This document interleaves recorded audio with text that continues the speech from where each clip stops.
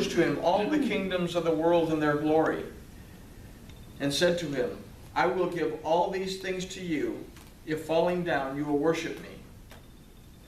Then Yeshua said to him, Go, Satan, for it has been written, You shall worship Yahweh your Elohim, and him only shall you serve. Then the accuser left him, and behold, cherubs came near and ministered to him. Worshipping any false deity or notion will leave one in a desolate place. What is a false god?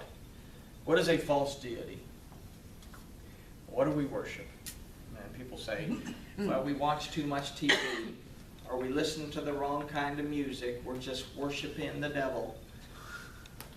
We have all these ideas of all these, things that we see. Idol worship is you have to have something in front of you. I'm going to worship this bottle of water.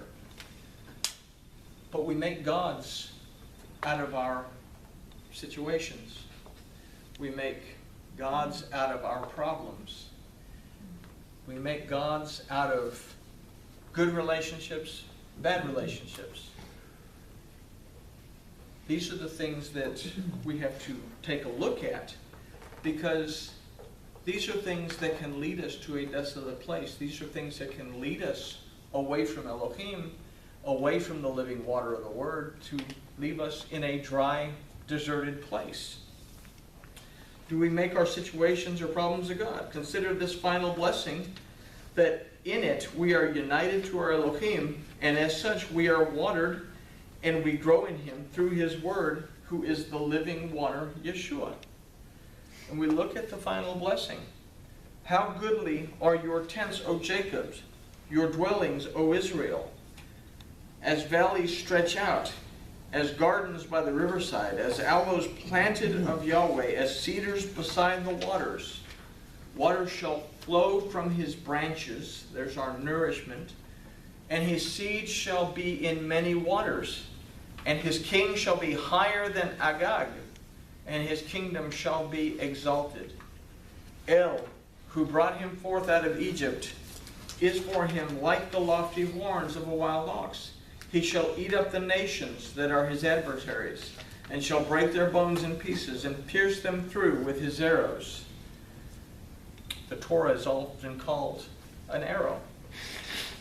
So the word will pierce the hearts of those people who are broken by the word and realize that they need a relationship.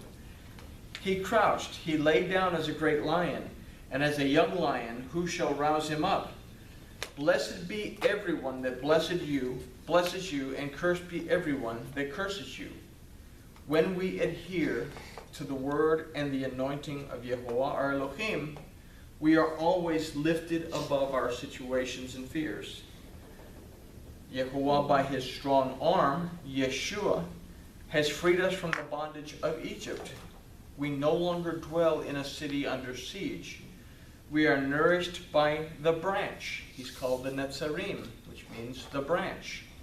And watered by the word, so that we do not become desolate and ruined, or a desolate and ruined wilderness. The word remains crouched and prepared to rise up to our defense.